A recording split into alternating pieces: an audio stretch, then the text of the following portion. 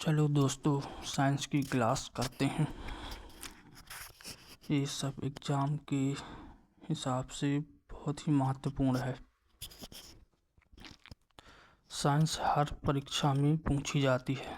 10 से 5 नंबर की आती है।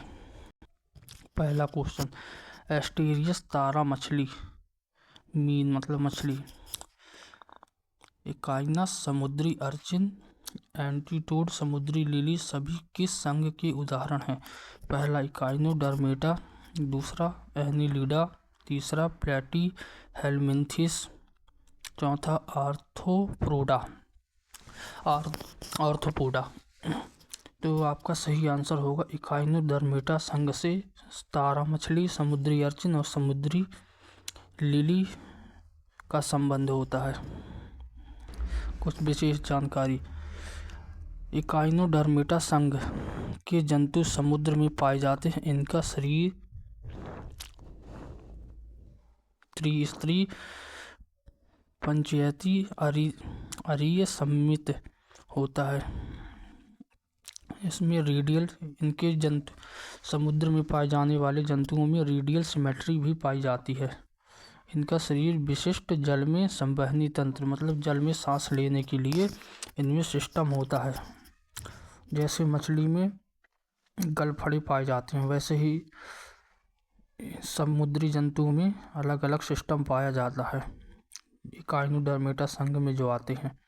उदाहरण के लिए एस्टेरिस, इकाइनस, एंटीटोड, ये सभी इकाइनोडर्मेटा संघ में आते हैं। ऐसे अकशेरुक को क्या कहते हैं जो उभयलिंगी नहीं होता? पहला फीता कृमि, दूसरा हाइड्रा, तीसरा केचुआ, चौथा कॉकरोच। फीता कृमि जो केचुए होते हैं, केचुए अर्थवॉर्म, उन्हें कहते हैं फीता कृमि। इसका सही आंसर होगा हाइड्रा। आर्थ्रोपोडा संघ के अकशेरुक उभयलिंगी नहीं होते। ये प्रायः एक लिंगी होते हैं, मतलब एक कोशिकीय जीव होते हैं। इनमें निषेचन शरीर के अंदर होता है, मतलब जो विशिष्ट पदार्थ त्यागते हैं वो शरीर के अंदर होते हैं। जैसे कॉकरोच, खटमल, बहुत से कीट इसके अंतर्गत आते हैं। नेरिस फेरेटिमा केचुआ, इसका ये वैज्ञानिक नाम है, तथा हीरुटिनेरिया रक्त चूसक जोंक किस संघ के उदाहरण हैं? पहला सिलेंट्रेटा, दूसरा एस्केलेमिन्थीस, तीसरा एनिलिडा, चौथा आर्थ्रोपोडा। तो सही आंसर होगा एनिलिडा संघ के ये सभी उदाहरण हैं। एनिलिडा संघ के उदाहरण हैं केचुआ। इनके शरीर में खंड खंड पाए जाते हैं। इनके शरीर में खंड खंड पाए जाते हैं, खंडनुमा आकृति होती है इनकी। नेरिस फेरेटिमा, केचुआ, हीरुटिनेरिया, जोंक तीनों एनिलिडा संघ के उदाहरण हैं। ये खंडयुक्त कृमि होते हैं, मतलब ये खंडयुक्त वर्म होते हैं केचुए। इनका शरीर कोमल, लचीला, द्विपार्श्वीय, त्रिस्तरीय होता है। इनमें से कौन सा मोलस्का संघ का एकमात्र उदाहरण है? पहला बिच्छू, दूसरा तितली, पहला टिड्डी, तीसरा बिच्छू, चौथा ऑक्टोपस। इसका सही आंसर होता है ऑक्टोपस। मोलस्का संघ का उदाहरण है ऑक्टोपस। इससे रिलेटिव कुछ फैक्ट, संघ मोलस्का संघ के अंतर्गत आने वाले जंतुओं का शरीर कोमल तथा खंडहीन होता है, मतलब खंड खंड नहीं पाए जाते। ये प्रायः जो कठोर कैल्शियम का कवच होता है इनसे घिरा होता है। कवच के नीचे देह भित्ति के बाहर मेंटल नामक आवरण पाया जाता है। उदाहरण के लिए पाइला, सीपी, यूनियो, नॉटिलस, ऑक्टोपस आदि।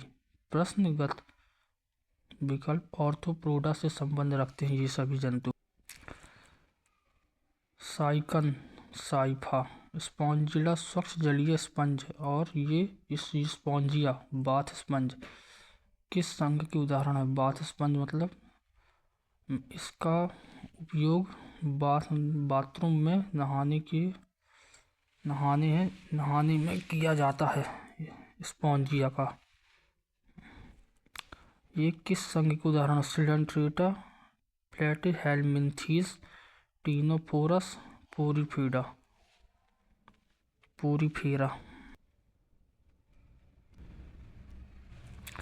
पोरीफेरा शब्द का अर्थ है छिद्र धारण करने वाले। इसके अंतर्गत आने वाले जंतुओं का शरीर संगठन कोशिकीय स्तर का होता है।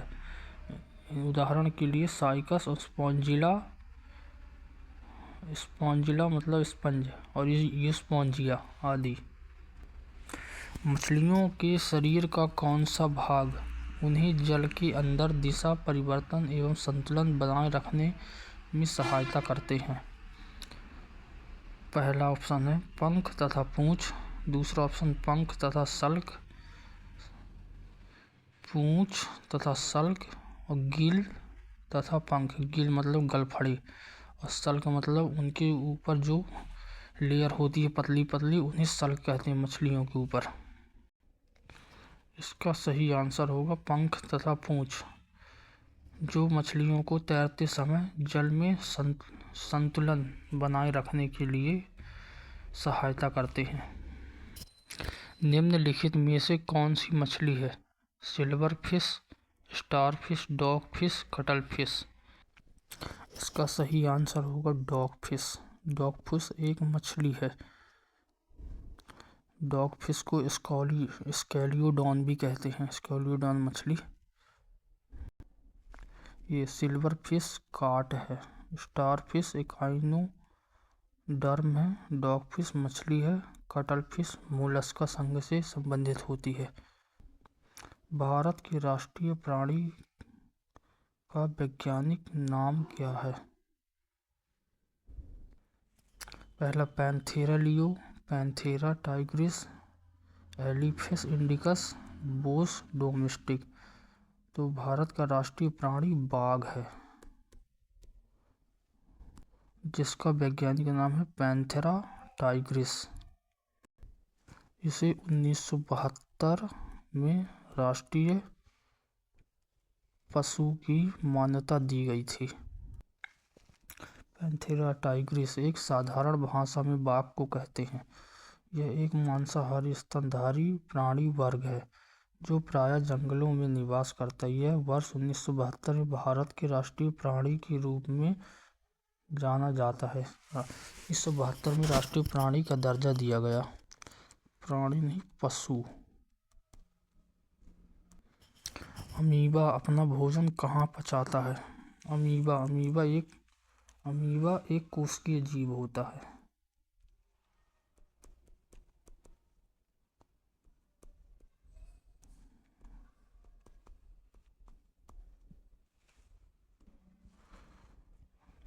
पहला ऑप्शन पादाप, दूसरा केंद्रक, तीसरा खाद्यधानी, चौथा ऑप्शन कोशिका झिल्ली। तो सही आंसर हो खाद्यधानी में अमीबा अपना भोजन पचाता है। अमीबा अपना भोजन खाद्यधानी में पचाता है। ये स्थायी संरचना होती है। प्रत्येक खाद्यधानी भोजन अंतर्ग्रहण के फलस्वरूप बनती है। इसमें उपस्थित भोजन का पाचन हो जाने के बाद बहिक्षेपण क्रिया द्वारा बाहर की ओर फटकर समाप्त हो जाती है। पक्षी और चमगादड़ अच्छा उड़ते हैं। चमगादड़ पक्षी से भिन्न है क्योंकि चार खाने वाला हृदय होता है, मध्यपट डायफ्राम के कारण, तीसरा ऑप्शन पंखों के कारण, चौथा ऑप्शन लघु मस्तिष्क के कारण। तो सही आंसर होगा मध्यपट डायफ्राम के कारण। ये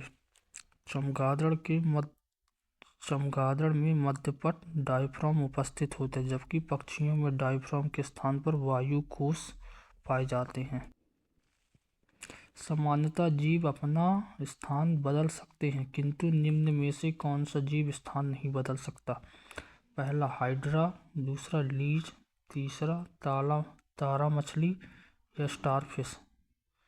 चौथा स्पंज, सही आंसर होगा स्पंज।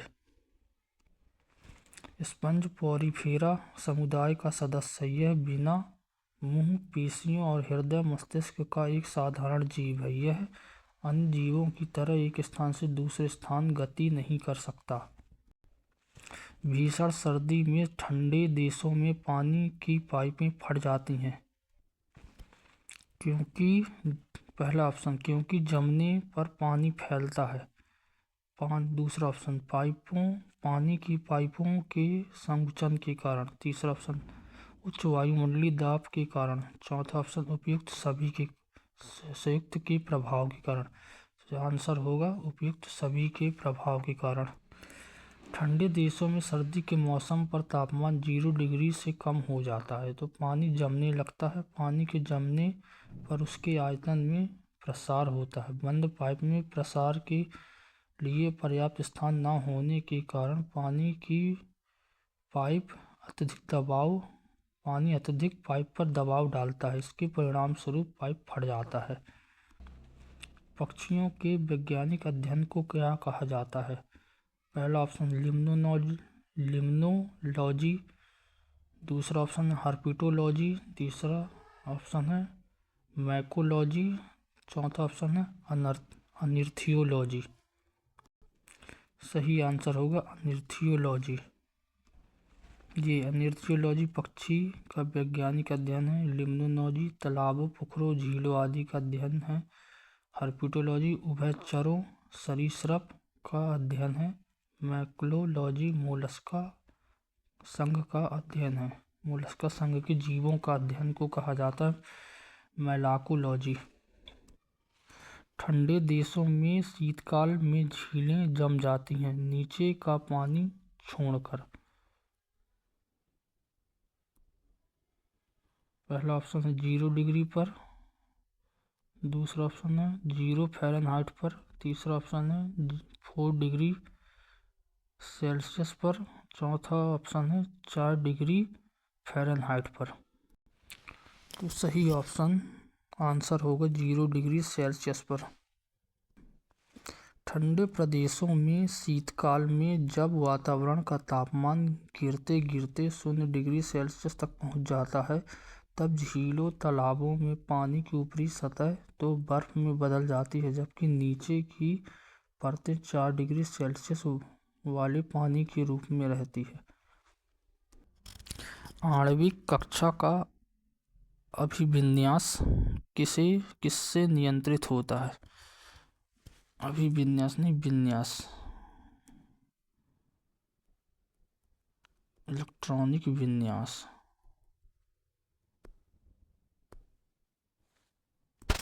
पहला ऑप्शन है मुख्य क्वांटम संख्या, दूसरा ऑप्शन है चुंबकीय क्वांटम संख्या, तीसरा ऑप्शन है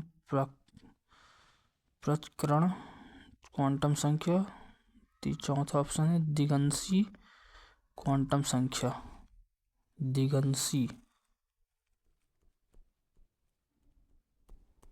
दिगंशी क्वांटम संख्या। इसका सही आंसर होगा चुंबकीय क्वांटम संख्या। द्रव्यमान संख्या किसका योग है? केवल प्रोटॉन का, दूसरा ऑप्शन इलेक्ट्रॉन और प्रोटॉन का, तीसरा ऑप्शन इलेक्ट्रॉन और न्यूट्रॉन का, चौथा ऑप्शन है प्रोटॉन और न्यूट्रॉन का। सही आंसर है प्रोटॉन और न्यूट्रॉन के योग से द्रव्यमान संख्या बनती है। और परमाणु भार केवल इलेक्ट्रॉन होता है।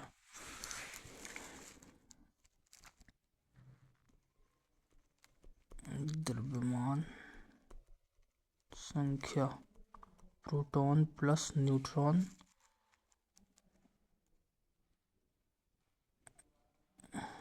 परमाणु संख्या केवल इलेक्ट्रॉन होती है। एक ही प्रकार के परमाणुओं से बने शुद्ध पदार्थ तत्व को एलिमेंट कहते हैं। परमाणु के नाभिक में पाए जाने वाले उप परमाणविक कण प्रोटॉन तथा न्यूट्रॉन होते हैं। परमाणु के नाभिक में प्रोटॉन न्यूट्रॉन की संख्या के योग को द्रव्यमान संख्या कहते हैं, मास नंबर। निम्नलिखित में से कौन सा तत्व सर्वाधिक विद्युत ऋणात्मक है? पहला फ्लोरीन, दूसरा सोडियम, तीसरा क्लोरीन, चौथा ऑक्सीजन। सर्वाधिक विद्युत ऋणात्मक तत्व फ्लोरीन होता है और सर्वाधिक विद्युत धनात्मक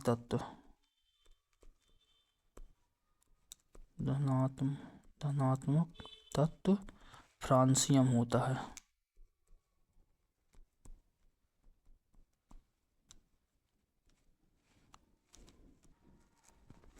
किसी तत्व के रासायनिक गुण निम्नलिखित में से कौन तय करता है?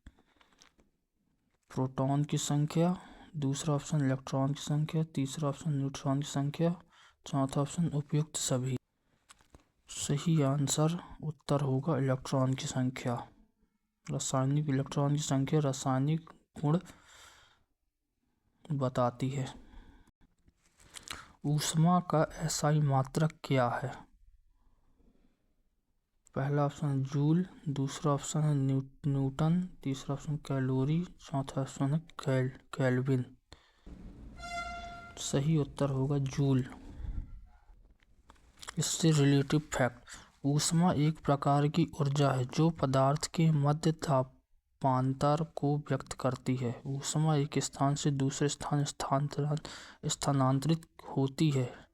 यह स्थानांतरण हमेशा अधिक ताप वाले पदार्थ से कम ताप वाले पदार्थ के मध्य होता है। ऊष्मा का एसआई मात्रक जूल होता है। ऊष्मा का मापन calorie, kilo calorie, kilo joule आदि में भी किया जाता है। एक श्वेत तथा चिकनी सतह कैसी होती है? पहला ऑप्शन है ताप की अच्छी अवशोषक तथा अच्छी परावर्तक, दूसरा ऑप्शन ताप की खराब अवशोषक तथा अच्छी परिवर्तक, तीसरा ऑप्शन ताप की अच्छी अवशोषक तथा खराब परिवर्तक, चौथा ऑप्शन ताप की खराब अवशोषक और खराब परिवर्तक। तो सही आंसर होगा ताप की खराब अवशोषक, अच्छी परिवर्तक।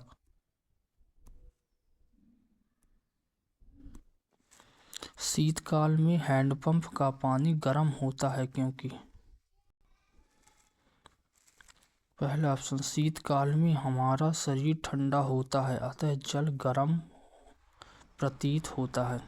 दूसरा ऑप्शन पृथ्वी के भीतर तापमान वायुमंडल के तापमान से अधिक होता है। तीसरा ऑप्शन पंपिंग किया हुआ घर्षण पैदा करता है जिससे जल गर्म हो जाता है। चौथा ऑप्शन भीतर से जल बाहर निकलता है और परिवेश से ऊष्मा का अवशोषण करता है।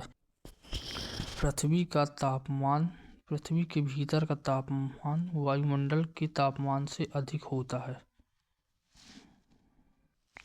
शीतकाल में हैंडपंप का पानी गर्म होता है क्योंकि पृथ्वी के भीतर का तापमान वायुमंडल के तापमान से अधिक होता है, जबकि ग्रीष्मकाल में पृथ्वी भूगर्भीय मतलब पृथ्वी के भीतर का तापमान वायुमंडल के तापमान से अधिक होता है और पानी ठंडा होता है।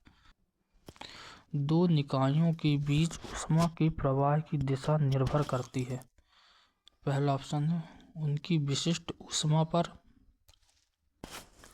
उनकी गुप्त ऊष्मा पर, तीसरा ऑप्शन है उनके अपने अपने तापमान पर, चौथा ऑप्शन उनकी अपनी अपनी मात्रा पर।